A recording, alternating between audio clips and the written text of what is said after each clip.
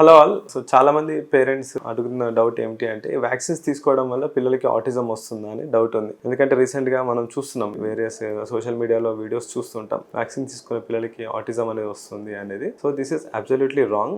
ఇది రీసెర్చ్ కూడా చేశారు. వ్యాక్సిన్స్ కి ఆటిజం కి రిలేషన్ ఏమైనా ఉందా అని అమెరికన్ కంట్రీస్ లో, యూరోపియన్ కంట్రీస్ లో రీసెర్చ్ కూడా జరిగింది. సో వ్యాక్సిన్స్ కి ఆటిజం కి ఎలాంటి సంబంధం లేదు. సో మరి ఎందుకు అలా అనుకుంటారు అంటే, so most of the vaccines ఏవైతే పిల్లలకు ఉంటాయో అది 1 year 1.5 year లోపు కంప్లీట్ అయిపోతాయి. సో ఆటిజం అనేది మనకు హైపర్ యాక్టివిటీ అనేది 1.5 year 2 years నుంచే స్టార్ట్ అవుతుంది. సో ఈ వ్యాక్సిన్ వల్ల ఏమైనా స్టార్ట్ అయిందా అని చాలా మంది అలా కొరిలేట్ చేసుకుంటారు. సో వ్యాక్సిన్స్ వల్ల ఉపయోగాలు ఏంటంటే, వ్యాక్సిన్స్ వల్ల చాలా బెనిఫిట్స్ ఉన్నాయి. సో అలా అని చెప్పి అన్ని వ్యాక్సిన్స్ అవసరం లేదు. ఒకవేళ అఫోర్డబుల్ లేని వాళ్ళు గవర్నమెంట్ రికమెండ్ చేసిన వ్యాక్సిన్స్ తీసుకోవాలి. లేదు అఫోర్డబుల్ ఉన్న వాళ్ళు ప్రైవేట్ లో ఐఏపీ రికమెండ్ చేసిన వ్యాక్సిన్స్ తీసుకుంటే సరిపోతుంది. సో వ్యాక్సిన్స్ వల్ల బెనిఫిట్ ఏంటంటే, హిస్టరీ మనం if you go into history చూసుకున్నట్టయితే, స్మాల్ పాక్స్ ఒకప్పుడు సివియర్ గా ఉండి ఎంతో మంది పిల్లలు చనిపోయేవాళ్ళు. ఇప్పుడు స్మాల్ పాక్స్ అనేది లేదు వరల్డ్ లో. సెకండ్ థింగ్, పోలియోతో చాలా మంది పిల్లలు మనకు అవిటి వాళ్ళు కాలు కోల్పోవడం, నడవడం ఇబ్బందికరం, ఇవన్నీ చూసాం కేసెస్. కానీ ఇప్పుడు పోలియో మొత్తం ఎలిమినేట్ అయిపోయింది మన ఇండియా నుంచి. సో ఇలా number of diseases such as measles, mumps, rubella, chicken pox ఇవన్నీ కంట్రోల్లో ఉన్నాయి ఇప్పుడు ప్రస్తుతానికి. పిల్లలందరూ ఎక్కువ ఎఫెక్ట్ అవ్వకుండా సో హెల్తీగా ఉంటున్నారు అంటే